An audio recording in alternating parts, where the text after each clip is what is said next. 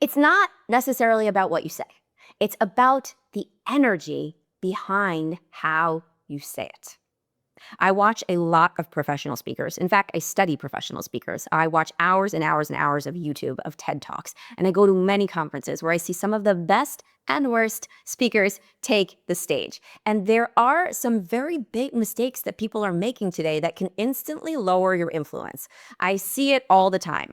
And when I say lower your influence, I mean you see the people in the audience immediately just start to take up their phone and scroll, or get up and exit the building and go to the bathroom. Now, as a keynote speaker, that's probably one of the worst things that you can have happen. Not even just as a keynote speaker, but maybe somebody that speaks virtually. Maybe you're someone that does webinars or trainings online, or you lead teams.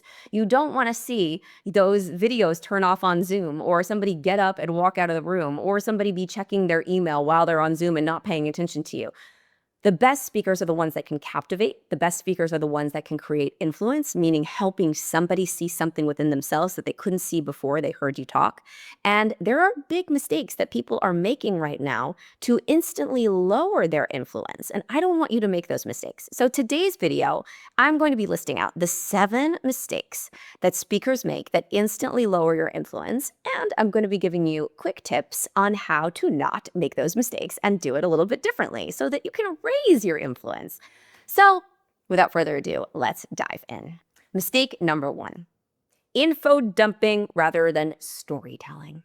How many times have you sat in the audience of a talk and somebody is just up there listing out bullet points and steps and statistics, and you feel like you're in middle school again, and all of a sudden it just starts to sound like Charlie Brown's teacher, wah, wah, wah, wah, wah, wah, or it's like Bueller, Bueller, Bueller, right? If you get it, you get it. If you don't, maybe you're too young to get it. But what does that make you do? It immediately makes you check out, especially in today's world where everybody's attention span is like less than a goldfish. So if you can't keep somebody's attention for more than a minute, I mean, like, listen, the second that I check out, I am completely checked out. So our job as communicators and speakers and leaders is to figure out ways to keep people's attention, because if we can't keep their attention, it does not matter what we are saying, what we are teaching them, they are not going to remember it. And I love what Maya Angelou always says, this is her quote. I don't know if she always said it, but it's a very popular quote. People will forget what you said, they will forget what you did, but they will never forget how you made them feel. Now, what is the best way to make people feel something? Tell a story. Human beings have been wired to listen to stories since the beginning of time. I'm pretty sure the beginning of time. Don't quote me on that. But for a very, very long time, we would sit around campfires, sit around dinner tables, sit around with our tribe and listen to people tell stories. And I want you to think about this for yourself. You know when you go to a movie and you're really dialed into that movie and it feels like everything around you has completely disappeared and you are sucked into the world of this movie, and it's almost like your consciousness is gone. Like you are in this world, you are dialed in, and 2.5 hours goes by in a really long movie and you have no clue where the time went and you are dialed in. That's because there's a story that you are following along and you're feeling things as this story happens. You're feeling sad, you're feeling happy, you're feeling excited, you're feeling afraid, you're feeling hopeful. And then you walk out of the movie feeling all of these feelings, maybe inspired to take action in a different way because you remembered that story. You might not necessarily remember the things the characters said. You might not remember like the lines word for word. You might not even remember the different scenes in the movie, how they played out, but you for sure will be able to tell somebody after that movie is over the overall story and concept of the story of the movie and explain to them why they need to watch it, because it will make you feel a certain way.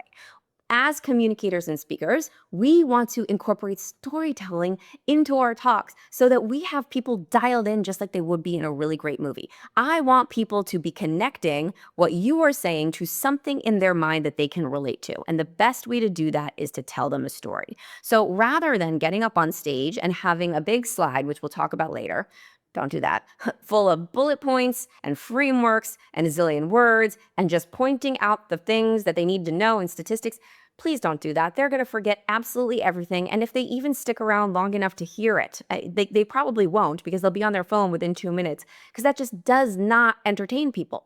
Speaking, especially keynote speaking, should be entertainment. Some people call it edutainment. So we're educating, but we're entertaining. And so what I want you to do instead, so you're like, Jen, okay, great. I've been doing this wrong, I guess. I get up on stage and I teach all of these really great statistics and these bullet points and these frameworks and step-by-step systems. Amazing. But how do I tell stories that relate to all of this so that people can remember them and so that I become an interesting keynote speaker and not just, Bueller listing off bullet points that nobody will remember? Very, very simple. Start to build out a story bank. In my program Stage Leaders, I have all of my students have a document that you can just have living in your phone where you list out all of your favorite stories, and then we tie them to frequently asked questions that your audience member, whether that is a customer or it's a follower on social media, or it is your ideal client, I guess that would be the same thing as a customer, or whoever is going to be in your audience, maybe something that they're wondering, could you tie a story that gives them the answer to that question? Rather than just giving them the answer, explain to them a story that will help them remember the answer to that question. So we've got a full bank of stories. There's a couple different types of stories that I like to list out. My first favorite type of story is the party story.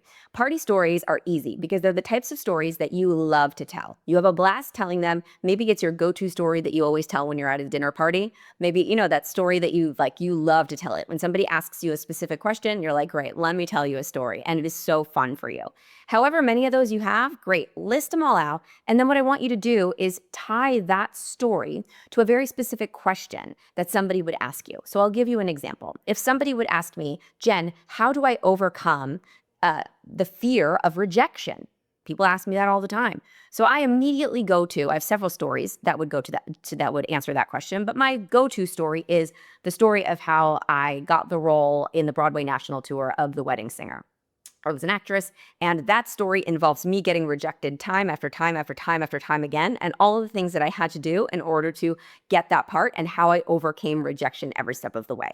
That is a great story that people will remember. They cry, they laugh, it's funny, it's memorable, and it also gives them the answer without actually giving them the answer. They understand and they feel how to overcome rejection because they saw how I did it in that story. So another really great example of that could be, what's the best way to follow up in networking capacity? So if somebody, want to set up a meeting with somebody, you meet somebody at a party and you want to follow up, how could you go into a story that would teach somebody those steps of the follow-up? Maybe how you created a relationship with someone by following up the wrong way. Maybe you could say, well, I have this amazing story of how I learned how to follow up. And it involves me totally shitting the bed with my follow-up with someone very specific. And I learned exactly what not to do and what to do. And you tell the story, they're going to remember it. And you're going to say, here's what I did wrong. And here's what I did right. And then you can go ahead and give them the step-by-step inside of the story. So you're going to have your party stories listed out. You can have your badass stories listed out. Those are stories when you were the hero of the story. They were badass moments for you. I also really like having the shit to shift stories, meaning you were in a really difficult situation and you had to make your way out of that difficult situation for a shift and a transformation. We also have what else do we got? We've got our party stories, our badass stories, our shit to shift stories, and our lean in stories. The lean in stories are the stories that you tell not that often, but every time you tell them, you notice that people just lean in. They pay attention when you tell those stories. And you might even not find those stories that interesting. But whenever you tell them, people are like, whoa, that's so crazy. Tell me more about that.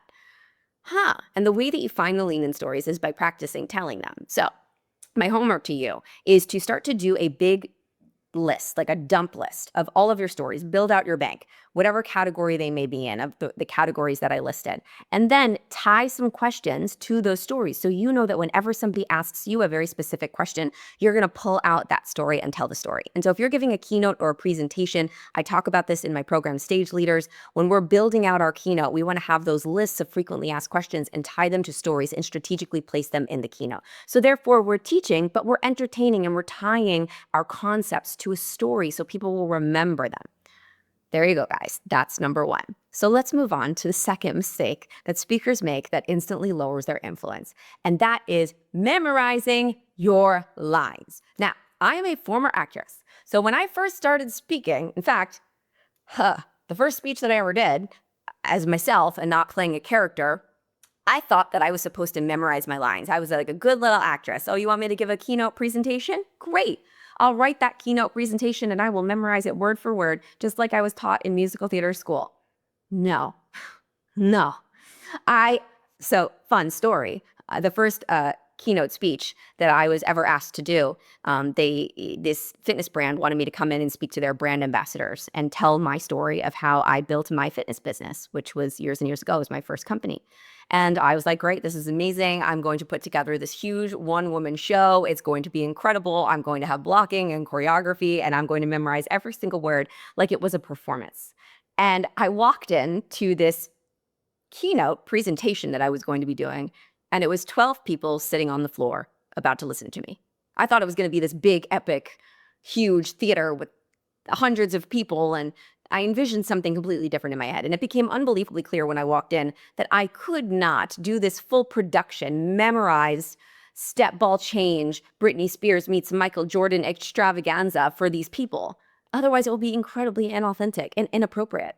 So I had to just forget the entire thing and just share my story and just talk to them. When you memorize your lines, you create an invisible barrier between you and the audience. And that's why memorizing your lines is really important for actors, because when you're performing on a stage, there's usually this thing called the fourth wall. It's the invisible wall between the actors on the stage and the audience. And the actors on the stage are in this invisible world, and the audience is just watching like they're flies on the wall.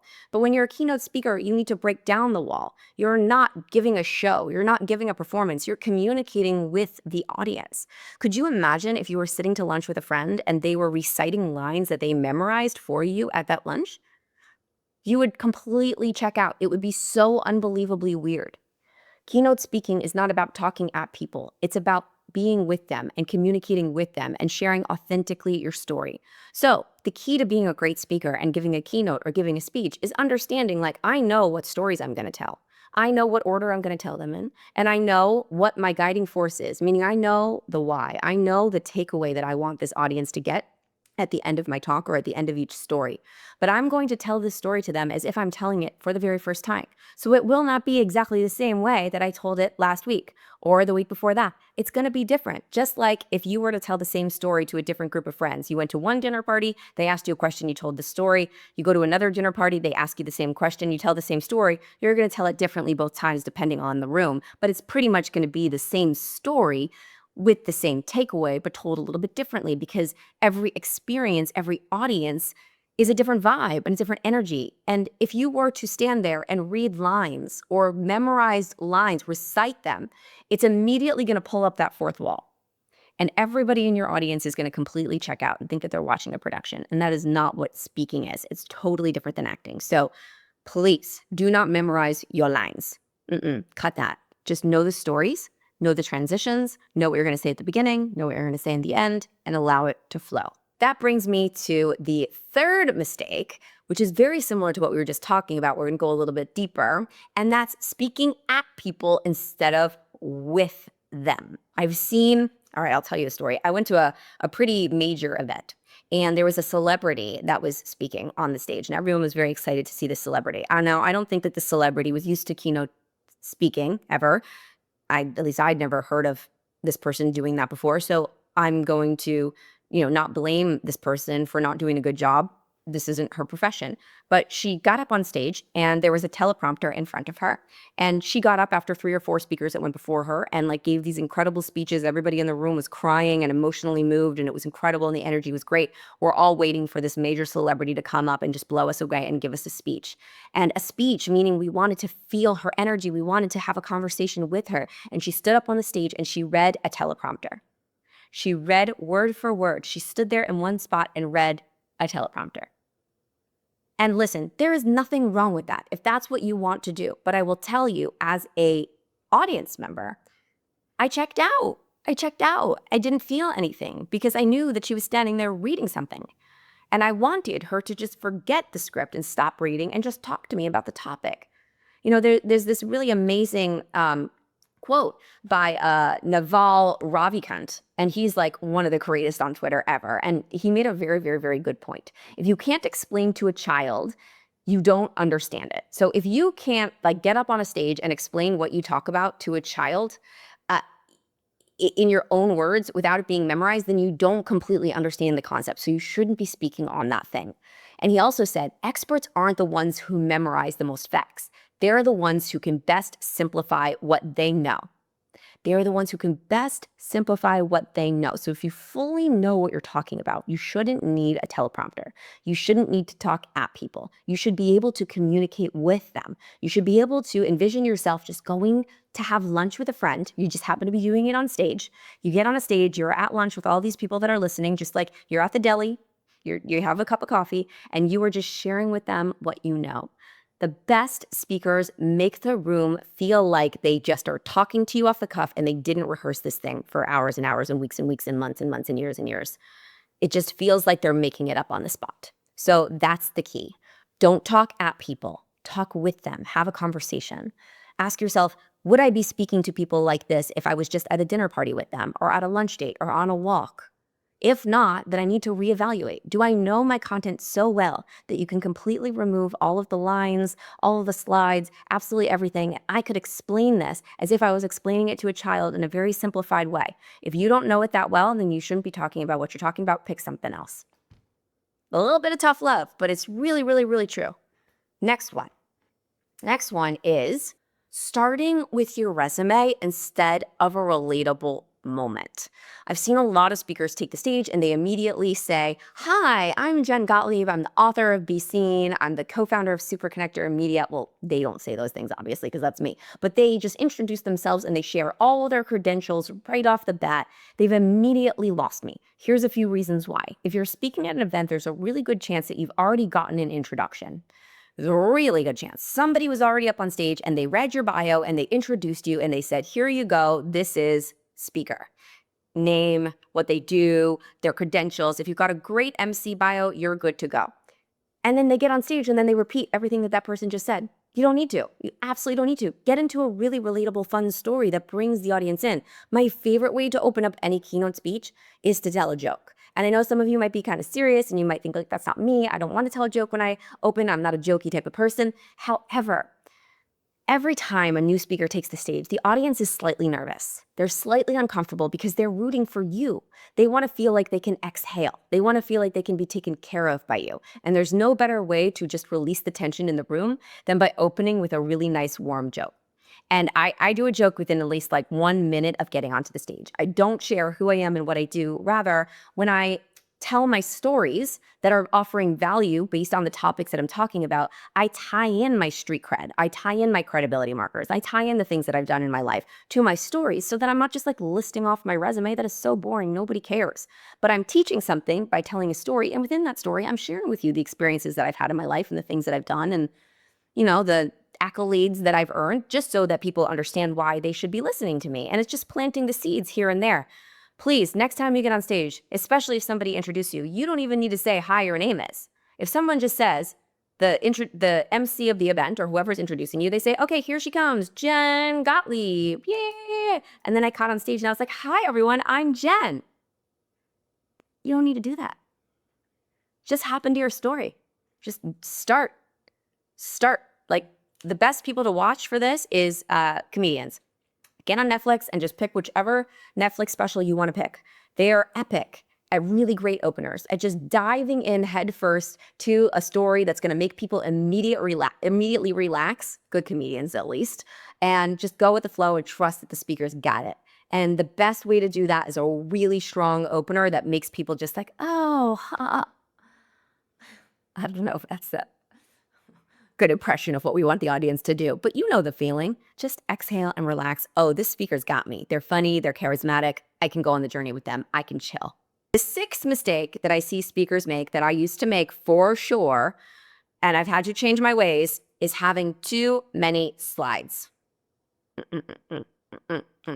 I used to have hundreds of slides. Now, let me differentiate something for you. If you're doing a webinar, the slides might be strategic. You might need those slides. If you are educating something very specific, like if you're a professor or you're doing a lecture, that is very important that people understand certain points and they need to take notes and they need to take photos. Completely understand why you would have slides, but great keynote speakers that are fantastic storytellers that are making people feel something have less slides. My favorite example of this is Steve Jobs. Go on YouTube and watch any of Steve Jobs' presentations of him introducing the new iPhone, the new iPad. If you see his slides, they are the most simple things ever. Most of his slides don't have more than one word on the screen or more than one photo on the screen. And if somebody, just picture this, is paying attention to a slide and trying to read all of these words on a slide, where is their attention? Their attention's on the slides. Their attention's no longer on you, so you've lost them. And then they're trying to read that, and there's absolutely no way that people can read really, really long, intricate slides while you're talking to them at the exact same time. So my advice would be to just cut all of your slides. I'm serious. And you might be thinking, Jen, wait, that is crazy. There is nuance to this. Some slides are necessary, but only keep the ones that are 100% necessary to tell the story or to cue you to talk about something specific. I used to have lines and bullet points for every single thing I was talking about. And a true gift happened to me one time when I got to an event and I couldn't use any of my slides because there was no screen. The screen didn't work. The room was completely bright, and so the screen was blacked out, like you couldn't see it because the beautiful sunny light that was coming in from the windows made the contrast on the screen like bright, so you couldn't see it. And I had hundreds of slides, and I had to go without them because you couldn't see the screen. And that was the greatest gift ever for me as a speaker because I thought that I needed those slides in order to be good. I was convinced. I remember calling my husband saying, I can't do this presentation. Like, I can't do this talk. He's like, yes, you can. Do it without the slides. And what that forced me to do was it forced me to stop looking at the screen. It forced me to tell my stories to the audience, to truly connect with them, to speak with them instead of at them, to make them feel something instead of just educating them on points. And it transformed the way that I speak. And it gave me the confidence to know that, God forbid, if anything happens to my slides, I'm fine. I don't need them. They're there just to add a little bit of sparkle. They're there to add like a little bit of entertainment. I use the slides now as entertainment because I have like fun photos like that I can click at the very second that I tell a moment in my story where it's like I have to explain to them exactly like where I was at this moment in time. And then I click and you see the photo and it's like, oh, it makes it all make sense. That's what slides should be used for. But again, if you are a lecturer, an educator, if you are doing a webinar, these rules don't necessarily apply. But I have also seen educators and lecturers completely take down the slides and just speak from their heart and tell stories and get their point across beautifully. My favorite speeches, the ones that I remember the most, even the really, really, really educational ones, are always the ones with the least slides. It's just the way it works. And last but not least, number 7, mistake that speakers make that lower their influence is telling people what to do. I know what you're thinking. Jen, wait, but isn't a whole keynote speech trying to tell people what they should do? I don't think so. I think it's inviting people into an opportunity to explore what could be possible for them. Have you ever been in a room where somebody is screaming and yelling at you, telling you what you have to do? You have to be like this. You have to do this. You have to do it like this. That is the fastest way to lower your influence because there's going to be people in the room that are like, whoa, whoa, whoa, but I can't do that because of XYZ. I don't have to do. There's going to be people in there that this doesn't align with. So instead of saying you have to, even if it's coming from like of course, it's probably, if you're watching this, you guys are all amazing. Like, it's coming from the kindness of your heart. Like, you have to eat healthy. You have to exercise. Sure, yes, I know that you believe that people have to eat healthy and they have to exercise, but there are people in that room that might not believe that, and you can tell them that they have to do it all day long. It's just going to remove your power. A better way to influence them to do the thing that you know would be best for them is to ask them what-if questions. Can you imagine what it would be like if you just got up each day and took one lap around the block? Could you imagine what it would be like, what you would feel like if instead of reaching for the cake after dinner, you just had a glass of water and you went to bed and you woke up the next day knowing that you were able to say no to the cake? Can you imagine what it would feel like if 6 months from now, you woke up and you had more muscle mass and you were able to run around with your kids without feeling exhausted? Could you imagine what if your life completely changed after this day and you decided that you were going to cut sugar out of your diet? Could you imagine what that would be like? Isn't that different than me saying, you should remove sugar, you should work out every day, you need to do this? The best speakers invite people into the opportunity to think about what it would be like for them to change. You don't tell them to do anything. It's that person's choice. That's more powerful influence. So, those are my 7 mistakes and ways to fix them so that you can be a more influential speaker. I hope that you love this video. Make sure that you are subscribed to the channel. Please place a comment below if you loved this video. Tell me what you liked about it. Tell me what you hated about it. I don't care. Let's start a conversation, and I will see you next time. Bye.